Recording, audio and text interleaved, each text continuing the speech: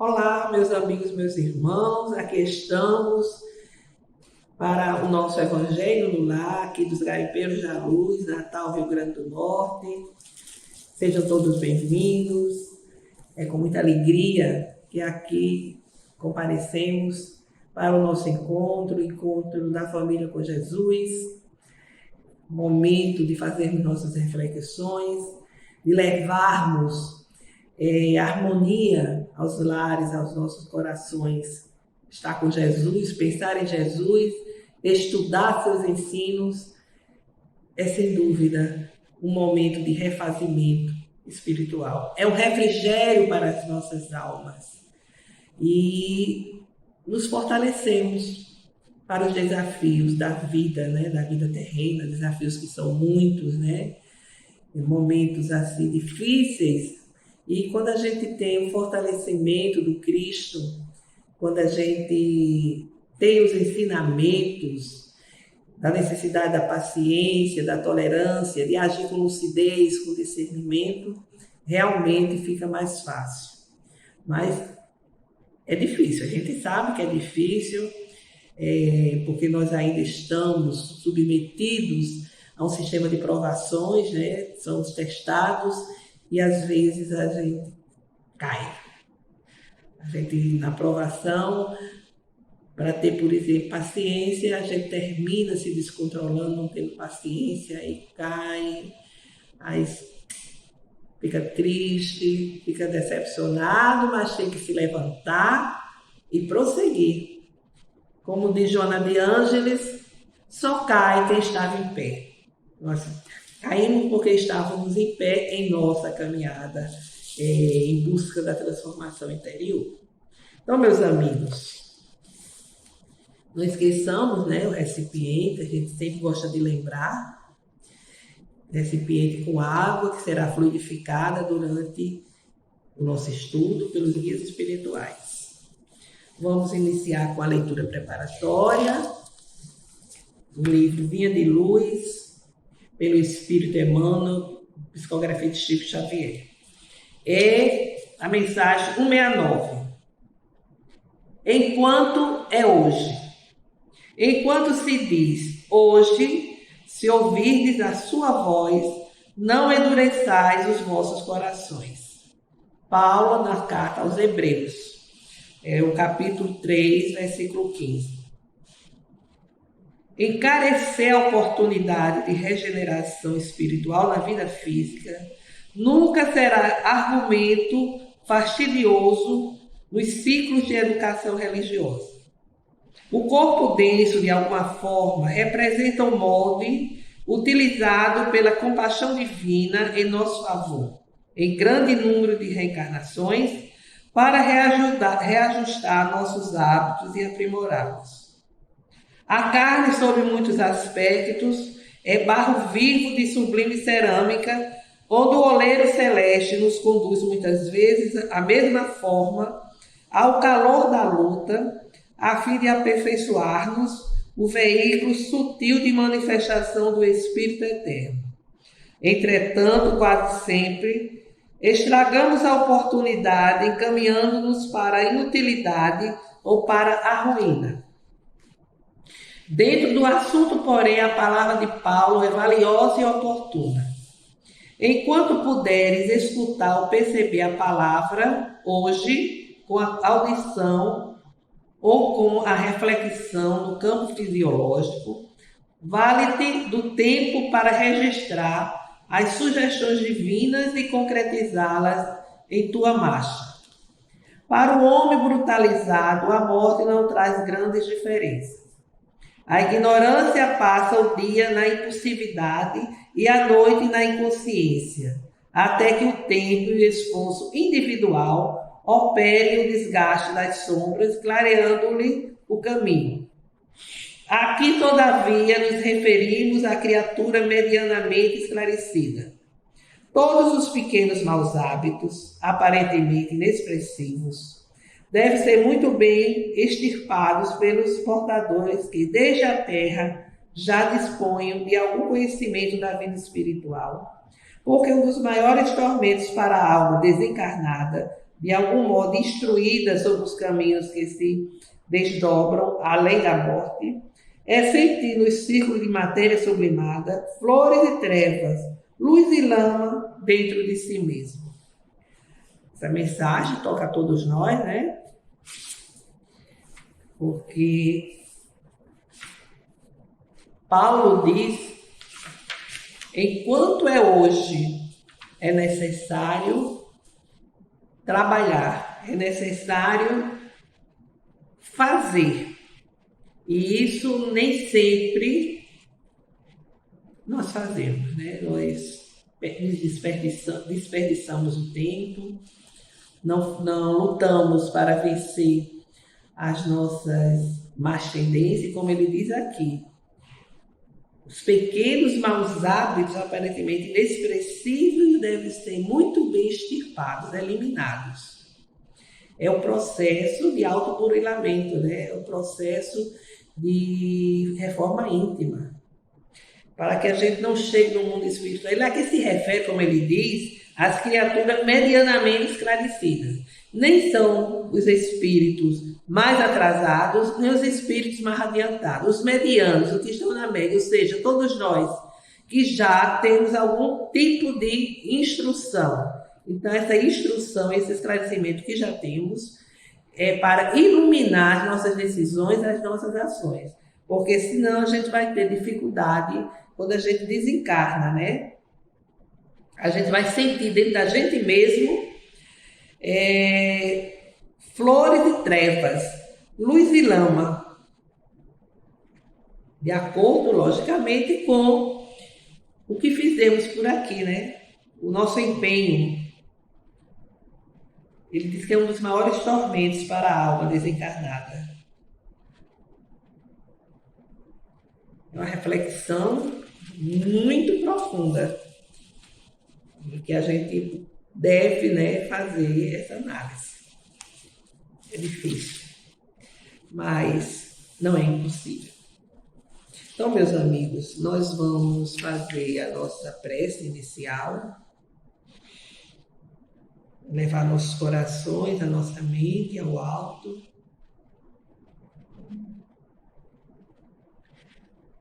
Jesus, Mestre incondicional de nossas vidas, mais uma vez aqui estamos reunidos em torno dos vossos ensinamentos, para que possamos levar o vosso Evangelho às nossas vidas. E assim pedimos, Senhor, para que a vossa misericórdia nos conceda fé, forças, fortaleza, a fim de permanecermos em nossa caminhada, em nosso processo evolutivo. Fica conosco, Jesus, nos dando a permissão para o estudo, que Ele toque os nossos corações, a fim de que venhamos ficar empenhados cada vez mais em nosso melhoramento espiritual. Sê conosco, Jesus, agora e sempre. Que assim seja. Bem, meus amigos, dando continuidade ao capítulo 21º, como temos visto, né, ele se refere aos falsos cristos e falsos profetas. Haverá falsos cristos e falsos profetas, que são palavras de Jesus. E Jesus fala exatamente a partir das suas posições em torno das obras, em torno de como devemos nos portar para reconhecermos os falsos profetas e falsos cristos, porque ele assevera que assim como conhecemos a árvore pelos seus frutos, nós vamos conhecer o verdadeiro cristão, né? O verdadeiro profeta, através das suas obras, através do aspecto moral que envolve as pessoas e envolve exatamente aquele que se diz com missão divina para instruir as pessoas, né? Então, esse capítulo, nós já vimos alguns itens, hoje nós dando continuidade às instruções dos Espíritos, vamos ter a instrução do Espírito Erasto. Como sabemos, Erasto foi um dos espíritos que ele participou da codificação. E, segundo a literatura, ele foi um dos discípulos do apóstolo Paulo. Então, Erasto vai nos falar sobre os caracteres do verdadeiro profeta. Que caracteres são esses? E ele inicia exatamente ressaltando a importância, como já vimos anteriormente, da recomendação de Jesus sobre os falsos profetas. Profetas existentes em todos os tempos. E ele diz, isso foi em 1861, e ele diz o seguinte: para todos os tempos, a recomendação de Jesus é válida, é importante. Ele diz, principalmente nos tempos de transição. Naquele tempo, 1861, já havia o processo, né, a preparação do processo de transição.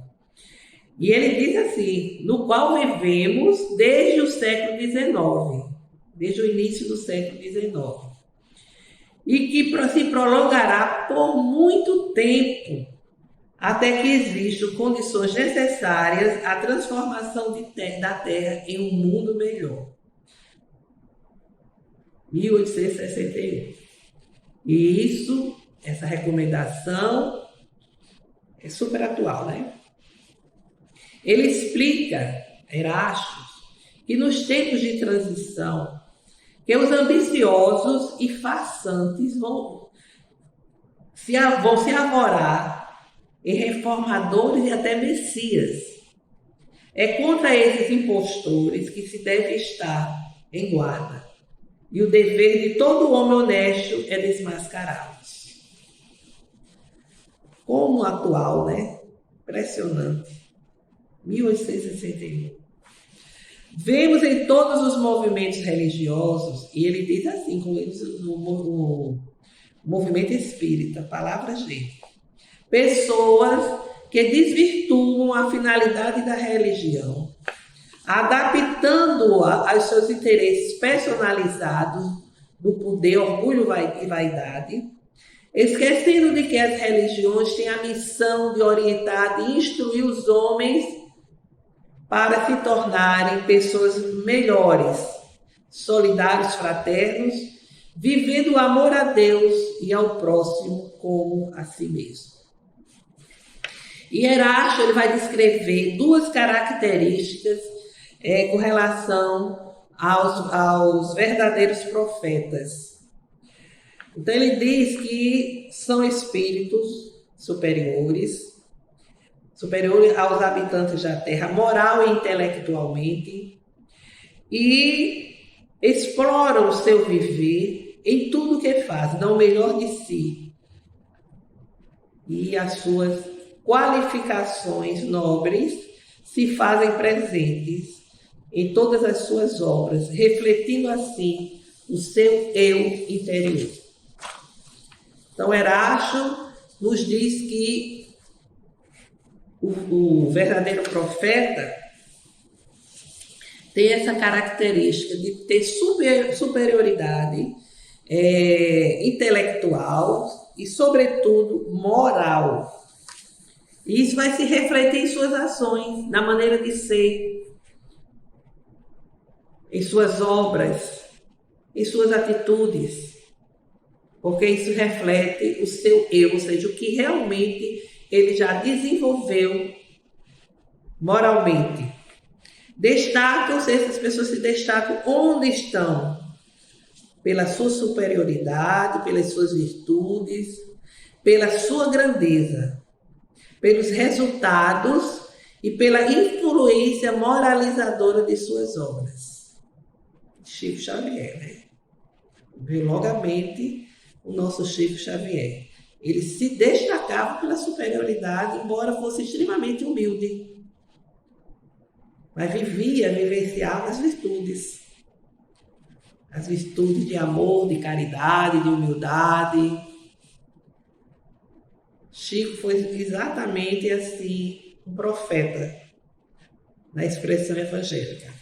A outra característica dos verdadeiros profetas é que eles não sabem o que são. É tão espontâneo, é tão verdadeiro, eles já atingiram aquele nível, aquela condição, que eles são, na sua maneira de ser. E eles seguiam pelos seus pendores, pelas suas qualificações, suas intuições, que acima da razão são frutos da sabedoria que já conquistou. Mas aqueles que vieram em uma missão, mas que não são os verdadeiros e bons profetas, não são verdadeiros profetas, eles já têm um posicionamento diferente. Eles têm uma postura diferente. Não são humildes nem modestos. Eles cobram, né? Eles utilizam as suas condições para atender seus interesses pessoais. Eles gostam e fazem questão de aparecer, certo? De dizer o que são. E, pelo que realmente demonstra, eles estão abaixo do que pregam. O verdadeiro profeta, ele é humilde, ele é modesto, ele é generoso, ele não vai fazer propaganda dele, o que repercute dele é pelo que ele é, pela influência positiva que ele exerce no amparo, na consolação das pessoas,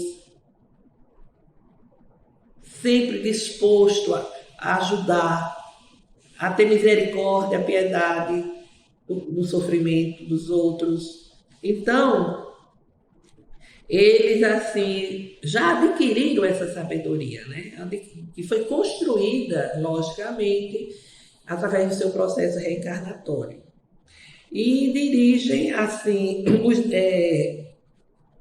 as suas qualificações morais, dirigem a sua missão, a missão para a qual vieram, sem que eles, que estão encarnados, tenham planejado.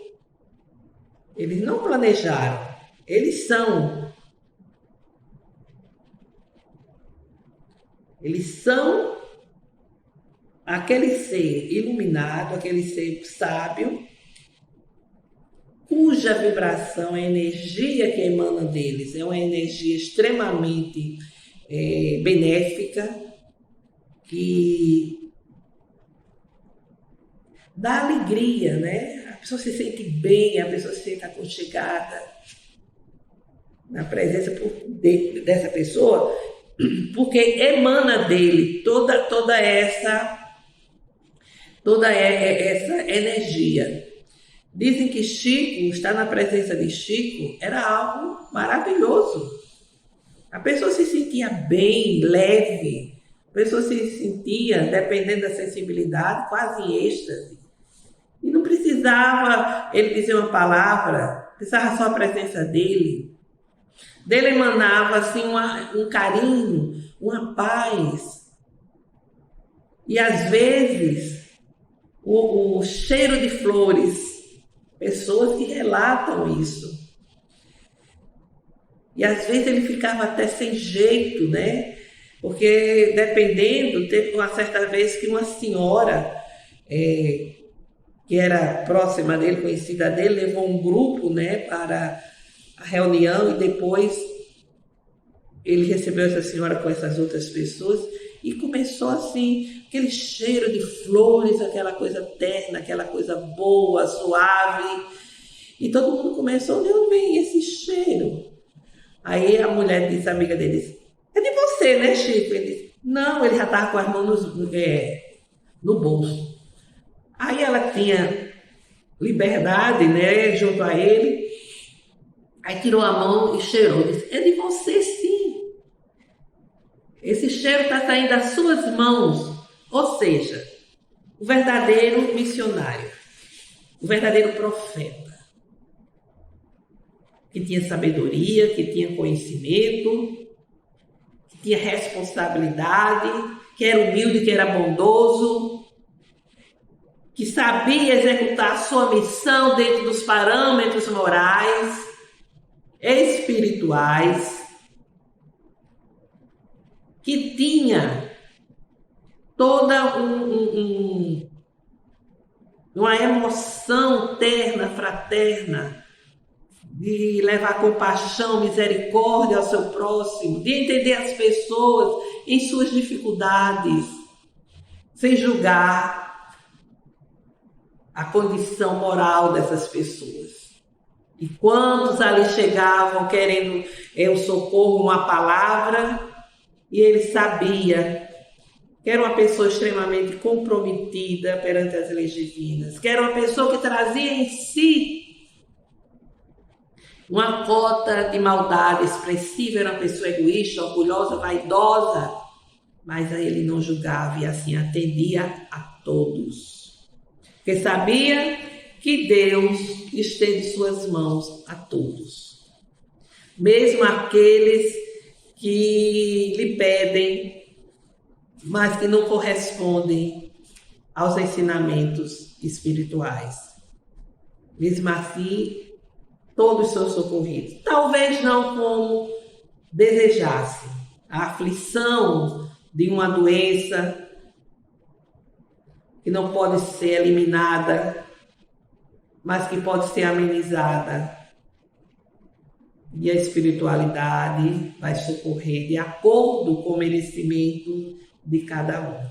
Então, meus amigos, os falsos profetas estão por toda parte. E é por isso que devemos estar vigilantes. Vigilantes para não buscarmos, para não mergulharmos nas ilusões. Querendo atender aos nossos sonhos, às nossas paixões, muitas vezes nós buscamos a ajuda de pessoas que na verdade são falsos profetas. Queremos que essas pessoas façam alguma coisa, digam alguma coisa para conseguirmos a concretização daquilo que muitas vezes iria piorar o nosso sofrimento. Então, os falsos profetas estão aí, nos mais variados ambientes, inclusive, como nós já falamos anteriormente, nos ambientes religiosos. Inclusive no movimento, né, no ambiente espírita, vez por outra a gente tem notícia, né, a notícia triste de médiuns que estão desvirtuando os ensinamentos, estão dando rumo equivocado à sua mediunidade. E os verdadeiros missionários de Deus, como diz o Espírito Erástico, se revestem pelos seus atos e são descobertos pelas outras pessoas, enquanto os falsos se apresentam por si mesmos como enviados de Deus. A maioria dos verdadeiros missionários ignoram-se a si mesmo, cumprindo aquilo que foi determinado para ser cumprido, que foram chamados pela espiritualidade, que foram chamados, designados por Deus e que se encontram secundados pela força oculta que os inspira e os dirige com o seu desconhecimento, mas sem o propósito premeditado. Entendamos. Os missionários, verdadeiros missionários de Deus, eles não se apresentam como missionários, mas eles cumprem tudo aquilo tudo aquilo para o qual foi designado, e ele vai ter força, a força do seu espírito, secundada, quer dizer, envolvida pela força oculta da espiritualidade, que vai inspirar, que vai dirigir, e muitas vezes ele não tem o conhecimento dessa inspiração, conhecimento dessa direção. Ele não tem um propósito premeditado, planejado de fazer isso ou aquilo. Ele age de forma espontânea, de forma natural, de forma normal, porque ele já traz em si as condições da sabedoria e está ali envolvido pelos guias espirituais, porque ele tem bons propósitos, né? Ele quer ajudar, ele quer socorrer, mas nada premeditado, é algo espontâneo, natural. Então, meus amigos, as instruções do Espírito Erasto, em síntese, são essas, elucidativas para todos nós. E agora vamos fazer as nossas vibrações, elevar nossos pensamentos a Deus, pensando em fé, esperança, saúde, paz, amor.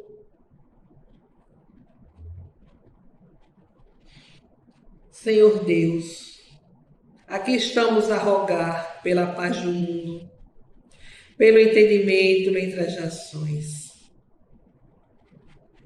pela justiça social que precisa ser concretizada para que os governantes despertem para essa necessidade, pelo fortalecimento do movimento espírita, conforme o Evangelho do Cristo e os postulados da codificação, por todas as famílias, que o Evangelho chega aos lares iluminando corações, pelo entendimento, pela compreensão com aqueles irmãos nossos que não sintonizam conosco. Rogamos pela cura, pela recuperação dos enfermos, familiares, parentes e amigos que se encontram doentes. Rogamos por nossos irmãos desencarnados, inimigos nossos de outras vidas, que nos desejam mal, que vivam vingança, que eles possam perceber que essa atitude faz mal a eles próprios e que o benefício da compreensão do perdão vai fortalecê-los. Apresentemos agora as nossas rogativas específicas.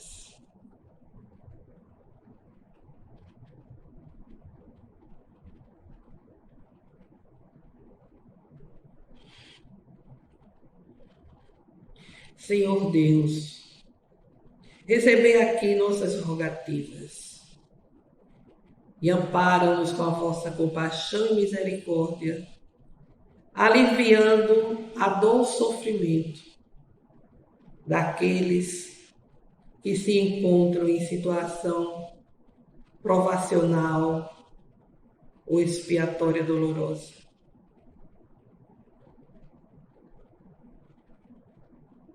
Nosso Pai que estás em toda parte, glorificado seja, Senhor, o vosso nome, no louvor de todas as criaturas.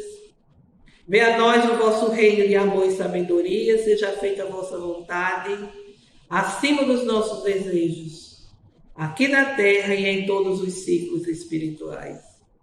O pão do corpo, o pão do espírito, dai-nos hoje. Perdoai as nossas dívidas, ensinando-nos a perdoar os nossos devedores, com esquecimento de todo mal, não permitindo que venhamos a cair nas tentações das nossas próprias inferioridades, Livra-nos, Senhor, da maldade que ainda reside em nós mesmos, para que assim reine a paz no entendimento, o amor na caridade, hoje, amanhã e sempre. Que assim seja. Com esta prece, encerramos o Evangelho de hoje, desejando a todos uma semana de saúde, paz e harmonia. Que aqui estejamos no próximo domingo, meus irmãos. Até breve.